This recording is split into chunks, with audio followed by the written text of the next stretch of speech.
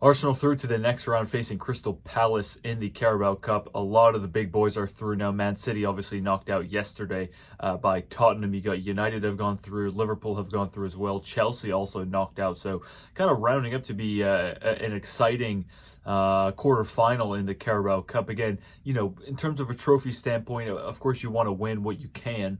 But, teams like Arsenal, Liverpool, Manchester City, I think we're looking at the Premier League, certainly City are, and Arsenal, Liverpool, just under that threshold. Obviously, Man City, we know how good they are. They played quite a young team yesterday.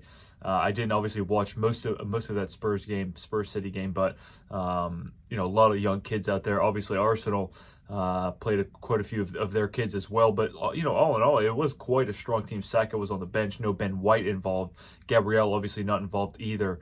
It was good to see Timber come back and at least able to play the amount of minutes that he did. Jorginho captaining the side, of course, in there in the midfield, pulling the strings as he always does. And Jorginho is really has turned out to be such a great signing for Arsenal. Mr. Reliable. There was a time where you would think, he's too slow. We used to think that about Thomas Partey as well, but look at him now. The minutes he's putting in at right back, filling in for the sort of injury crisis, I suppose, that we're having at the moment. But look, all in all, I'm happy.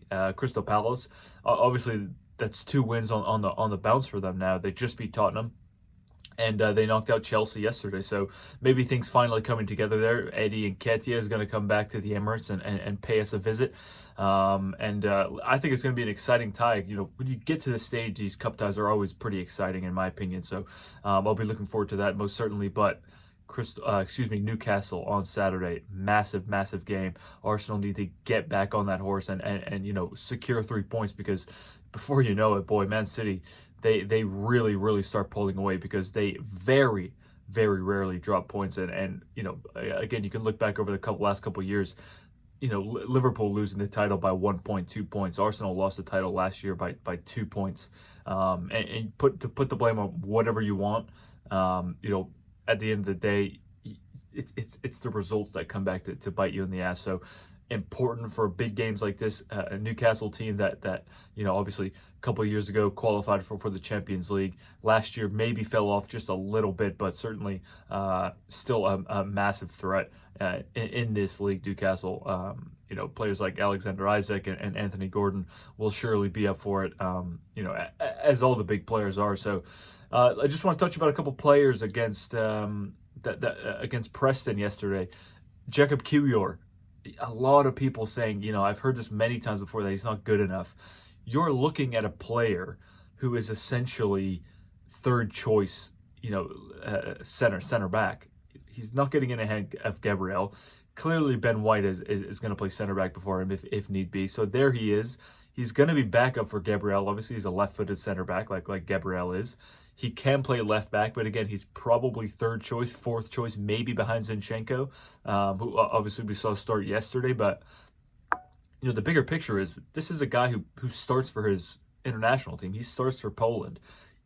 Players like this are pretty difficult to come around. You have to keep a player like that happy. You're not going to have a player of Gabriel and Saliba's quality on the bench, starting on the bench, starting maybe 5 or 6 games a season. You're not going to have a player of that quality on the bench. So you need Kiwior. He played very well yesterday. And again, I know people will immediately say it's just Preston, but look, he's always been good on the ball. He's lacked a little confidence, here and there, especially the game he played. I can't remember who it was. Yeah, it was just the other day, wasn't it? It was against, Bournemouth. That we dropped points. It looked a little bit shaky, but, I'm not even making excuses for the guy, but I'm saying he is a quality player. Jacob Kiwior is a very good player, good enough for Arsenal, certainly. Is he going to lead us to a title challenge starting 38 games? No, I don't think so. But a player like this, a squad player, a quality player, Polish international, you need players like this, and you need to keep players like that happy. So these cup games, when he's starting like that, and he can show you the quality, especially his quality on the ball, you've got to keep players like this happy. Ethan Nwaneri, what more can you say? The kid is an absolutely special talent.